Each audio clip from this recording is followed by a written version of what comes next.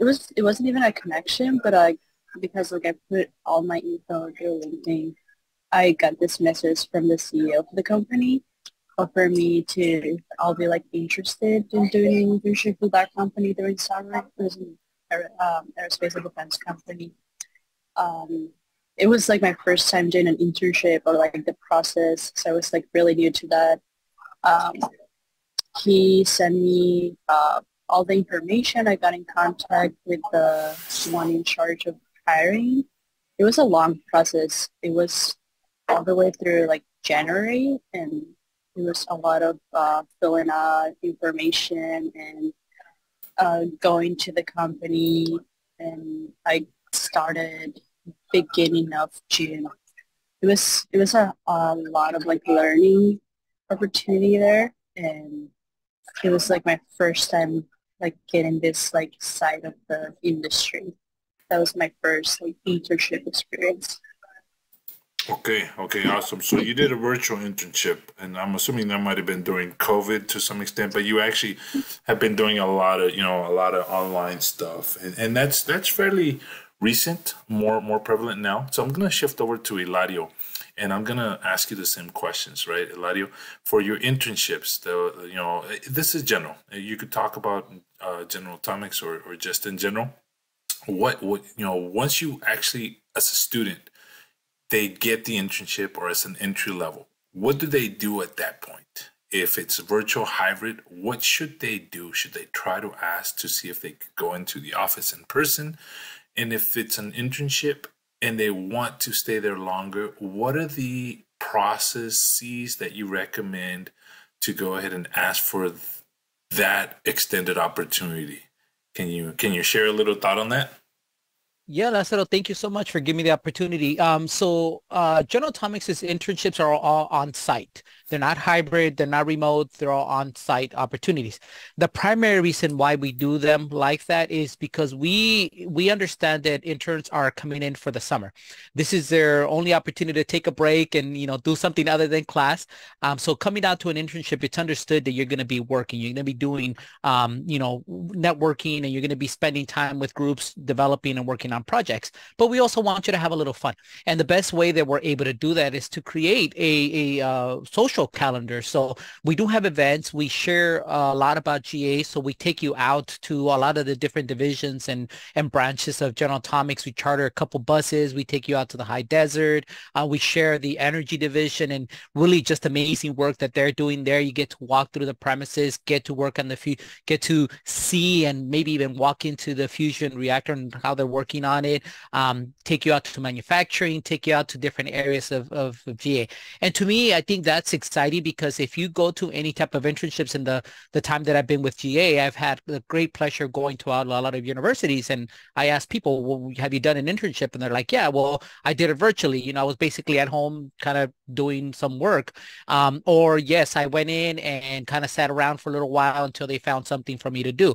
We have a very active, very involved schedule. We want people to be able to have a good time, get to meet others. We have events where you're networking with senior leadership so that you can make your impression and be considered for an opportunity. This is your elevator speech moment per se.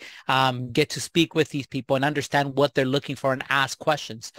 If anything, the one thing I always like to mention, because I do also the internship new hire orientation, I advise and ask them to ask questions. The more questions you ask, the better, because then you won't be caught off guard when it is your time to be considered for a role and not know what to do. Our managers, our mentors are going to give you a lot of really good detail and a lot of good ways of being how to secure that job opportunity. So it's all about what you do during that time. That's been my experience, and I think that the way that General Atomics has created and developed their internship opportunities has been extremely productive, and we're turning around up to 30% of our interest into employment opportunities. So that's huge.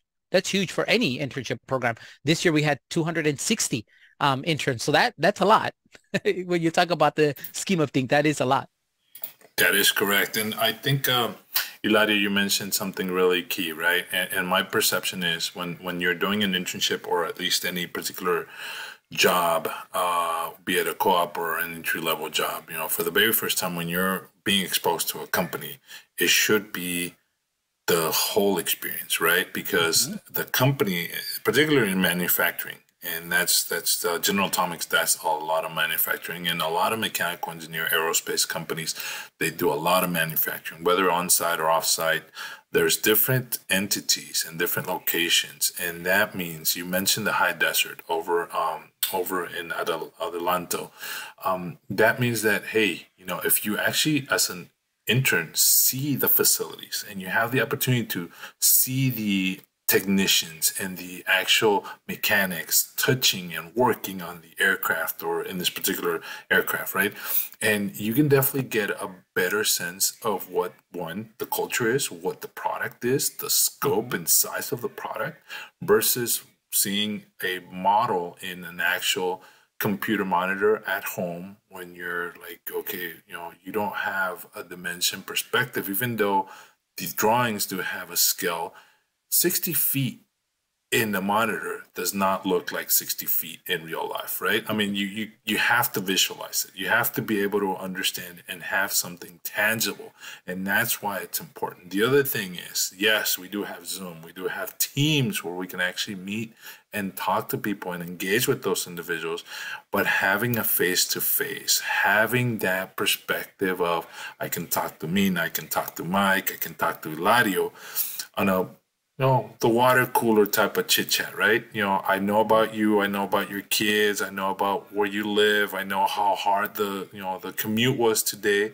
But then at the professional level, I can definitely tone and engage with you in that sense, in a different sense of, hey, I know this individual, I know more or less his demeanor, I can definitely communicate better with him or her in this perspective. And that way it sets up your career for a success. So I hope that it kind of envelops and embodies and embellishes what you mentioned. So I'm going to shift over to Melanie. Thank you for joining us. I know that at Blue Origin, there's a lot of opportunities, but in this particular one, you know, we're talking about, you know, as an intern, as a student, you actually got the job. What do you do now? This is a virtual hybrid opportunity. Should you actually try to ask to go into the office or not? If you actually are an intern in an internship, how do you ask to stay longer in that particular job? Can you share any insights, Melanie? Oh, yeah, 100%. So I was an intern at Lockheed, and I knew that I wanted to stay on full time. So, of course, before I left, I made sure I had good connections. I knew my HR people already. I had already been working with them. But, you know, just on the side, like, hey, I've been, you know, this internship has been wonderful. I would love to come back. You know, when can I contact you, or how can I contact my manager to see if I can get pulled back on as soon as I graduate? And so I made sure to set that before I left and made it clear, like, I do want to come back and I want to come work here. And wouldn't you know it, like, and I'm lucky. I'm blessed. I'm just going to say that. One day I was still in college. I think it was February of the year that I graduated. And I get an interesting letter from Lockheed Martin, and sure enough, it's an offer letter. So I didn't even have to go and ask, like, hey, can I get an offer? Thankfully, I made the right connections. I made sure to let my intentions very well known on what I wanted to do. I made a very good impression. I made a good impression so that when I got the offer, it was a dream offer. It was working Skunk Works in Palmdale. But I wanted to stay in Fort Worth. So, of course, I said, I love it. Thank you so much. I am so grateful. But I really want to work with you again. Is there any way that I can go back to Fort Worth? And sure enough, they're like, let me see what we can do. What do you want to work? And I just said, it would be really lovely to be a design engineer on F-22. Okay, let me go see what I can do. They created a position for me, and I got to work as a design engineer on F-22. So if you do awesome and you make the right connections and you let people know what you want, they're going to help you. So, and then of course, just be very grateful. So I was very blessed that I did the right thing and I did what I wanted to do, and I made sure they knew what I wanted in my career. So that's it. So going to what you were asking about remote. Yes. Quite a few companies are now issuing work from work policies. And that includes Blue Origin. Blue Origin has made it very clear over the last 6 to 9 months, if you have an assigned desk, we expect you in that assigned desk. So this is a change that's happening, and companies are moving away from remote hybrid work. So that is a expectation you need to have a clear understanding with your manager. Now, there can be agreements that are made as you get rolled on. Sometimes you are so talented, you are so much needed that they are willing to work with you and say, that's okay, we can work with this, and this is the agreement you're going to make with us. But if you are given an offer and there is a site within 50 miles of where you currently live, they're going to expect you to be in the office. And that is something that you just need to go knowing going in. But the other thing that you can do, you have connections, you have a network, you have people you know. Message me on LinkedIn. Melanie, I'm interested in going blue, but I really want to work from home. Can you get me in connections? How's the feeling? What's going on right now? Make connections with people that you know, or ask, hey, do you know somebody that works at this company? I have questions about their hybrid, remote, or work from work policies. And can you get me in touch with somebody you know? Go do research. Go ask. Go meet people. Ask people. Find out for yourself. And that way you at least have some expectation going into your interview what that conversation is going to be. So yeah, I mean, there are great benefits from working from work. You get to meet people, you have that face-to-face conversations, and a lot to get done at the office, in the desk, in little rooms off to the side. That's where agreements are made, and you want to be there. You want to have your face known, so that when time comes, people know who you are and they'll go to you always. But yes, of course, there's benefits to working from home as well, and having a hybrid agreement might be the most suitable for most people. It just kind of depends on your specific situation, but it doesn't hurt to ask. It doesn't hurt to have these conversations. Right. It doesn't hurt to ask and communicate that desire or request, right? Mike, you have your question, then we'll go over to Hilario. So, Mike. Yeah, Mel, I'm just impressed with your internship. So I have 2 questions. Who did you impress, and how did you impress them? Because you made a significant awareness on their part that you were there and you're a good worker. So who did you impress, and how did you do it? That's a good question. I some of it, I'll be honest, was just kind of luck. Right place, right time, right people. He's like, no, don't give me that. There's no such thing as luck. The internship that I did, actually, I worked as part of what they call the engineering core. So they actually were responsible for reviewing resumes, interviewing people, requisitions, things like that. So I was in daily meetings with like an engineering director. I was reviewing resumes. They would ask me to review resumes, and that's before everything was electronic. And like, hey, I'm looking for these kind of keywords. I'm looking for minimum 5 years experience, or I need 10 years experience for this, but I'm looking for a person that has this, and the skill. So I would go through resumes and be like, okay, these are the people that had this, that fit this 100%. These people only meant a half of what you wanted, and these only meant 25% of what you wanted. And so we would go through that, and then from those resumes, he would pick people he wanted to interview. Then he asked me to start sitting in on interviews. So just over time, you're building the respect and the trust. Hey, I want you to start coming into these interviews. Okay, so then I start going to interviews, and then pretty soon I want you to go to these meetings and work with HR to put out the offers and agree to salaries based on salary tables. So then I was having daily meetings with HR doing offers for, at that time, like Delta pilots that were trying to find work. This was shortly after 9/11. That were trying to find jobs because they were laid off, and they're trying to be test pilots on F-16s, which is pretty cool. So having to go through those and kind of learn the process behind the scenes with HR. What are salary tables? Where are merit raises? How do you all develop these calculations? So I was fortunate enough to work with these people almost on a daily basis, but then I got to know them, right? It wasn't just a job. Hey, can we go to lunch? Hey, can I, then they would invite me to happy hour. And then we actually just became friends, and we would just keep in touch. So, it's not just the person and their job, right, or their job title. It's also getting to know that person and earning the trust and respect. It's funny that you mentioned that, Melanie, because Mike and I were having a conversation last night, and this topic came up.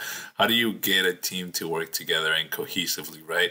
It's those little things, kind of like what I mentioned with the water, the water cooler chit chat. It's like you get to know the individual. It's not just at a professional level, but yes, we have to be professional, but we do have some of those, cross some of those boundaries. Like, Mike knows about my kids, Mike knows about my wife, Mike knows about certain things, and that builds that rapport, that relationship, which builds that trust ultimately, right? Which is exactly what you did, going out to lunch, eating, sharing, laughing to some extent, and they get to know you as a person. They get to know, and here I go again with the core values that you hold as an individual. They know not only what you mentioned my core values are, but they know who you really are.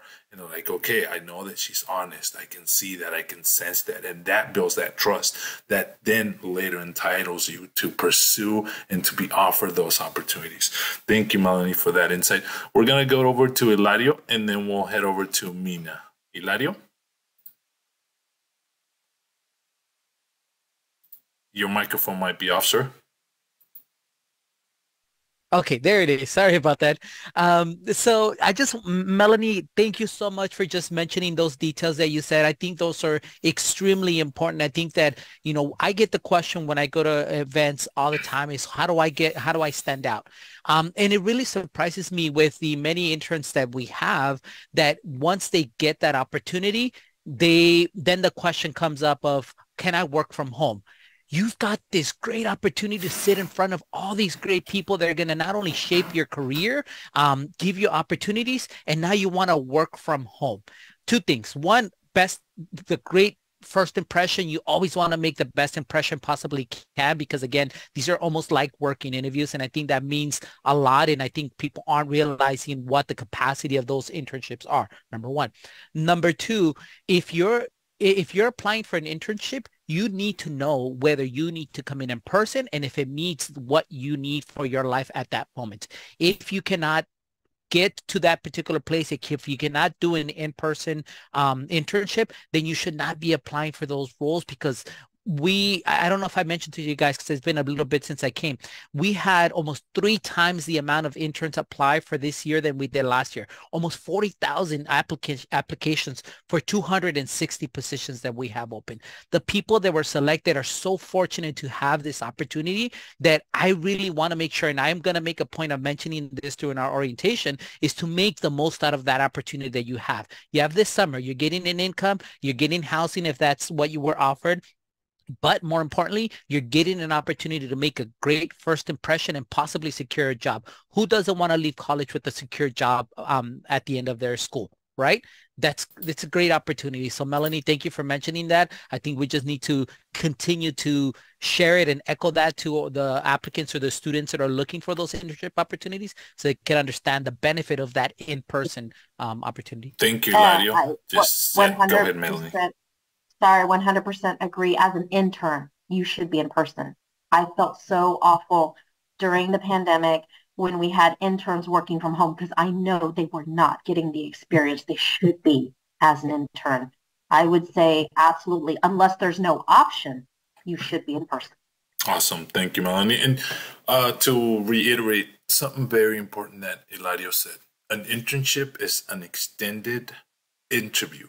And in an interview, you want to impress and you want to set, the precedent, and you want to be acknowledged. So if you actually do this in person, do the internship as if it was really every single day an opportunity to impress somebody for that particular position that you're hiring for, right? And that's what the internship really allows you to do. So thank you for highlighting that, Eladio. Thank you for your comments, follow up, Melanie, on that you also recommend that an internship be in person. Now we're moving on to Mina. She has her hand up, and I welcome Mina. Thank you for your comments and your support.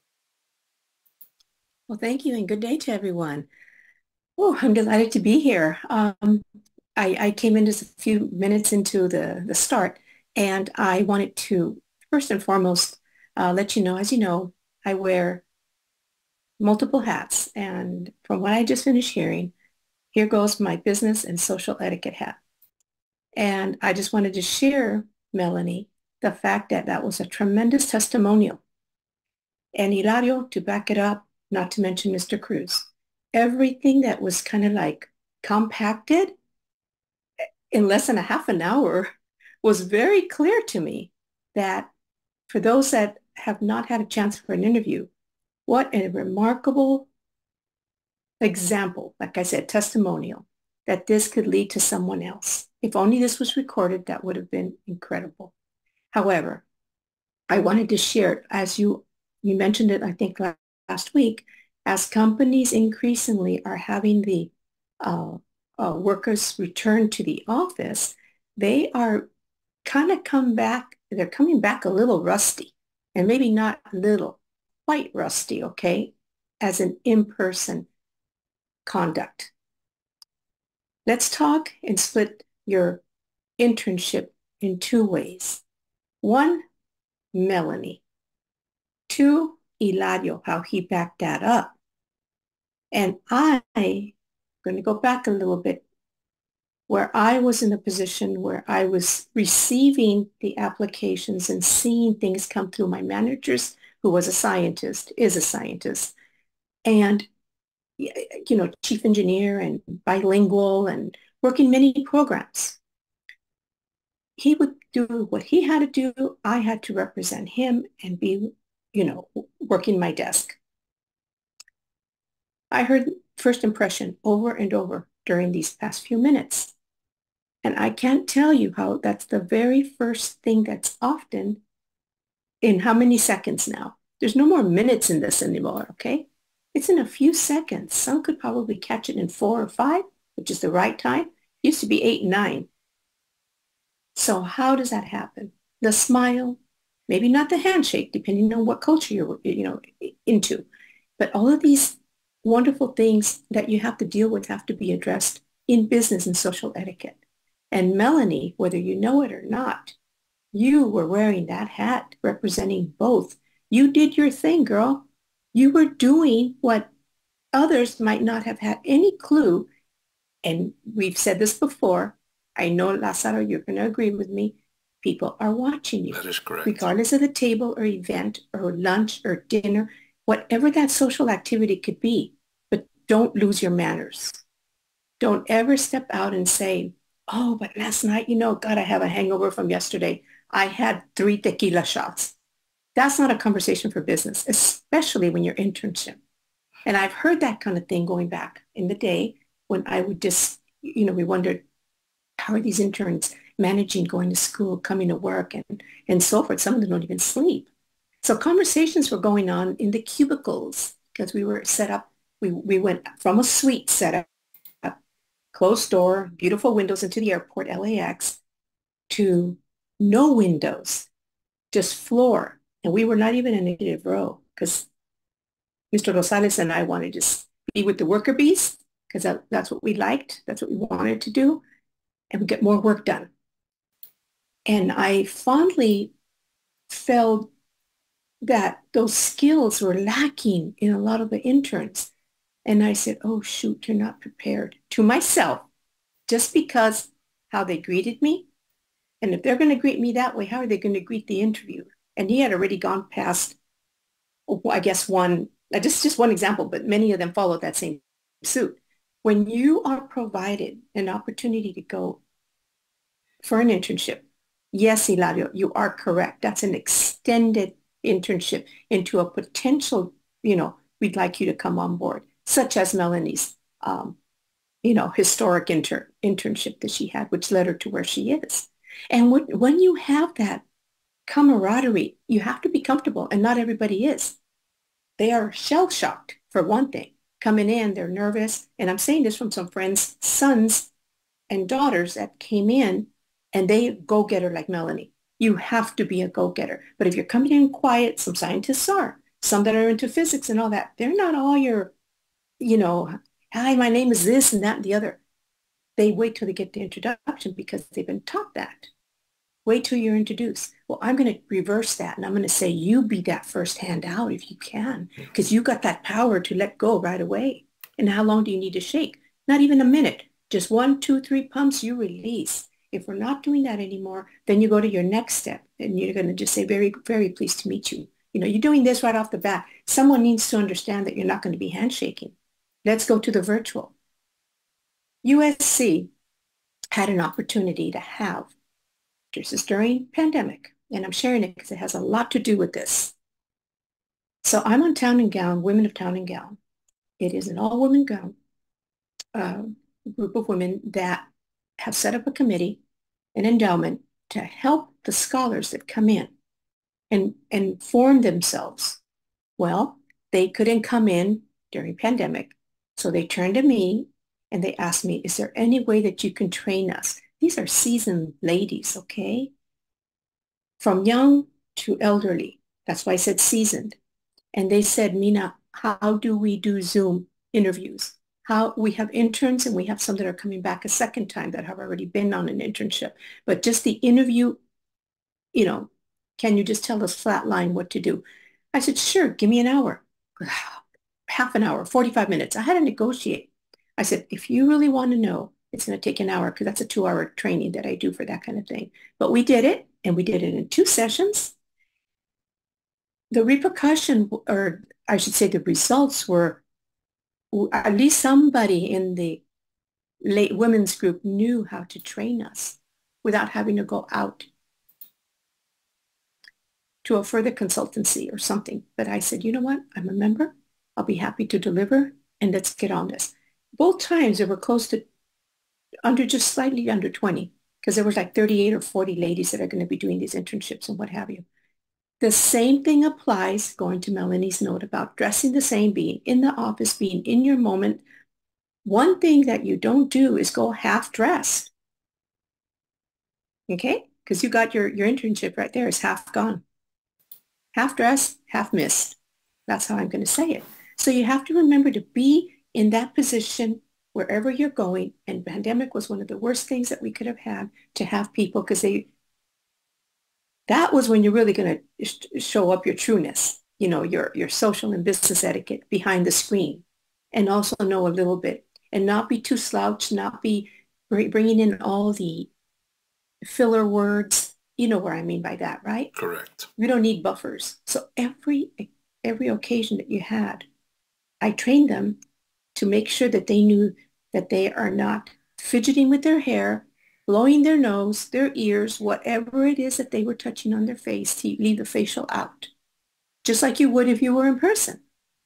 So there's nothing different between the virtual and the in-person, other than what big difference? It's not in person. Correct. Well, thank you for that. Make sure that you know that you are in person. Make sure you have your shoes on too.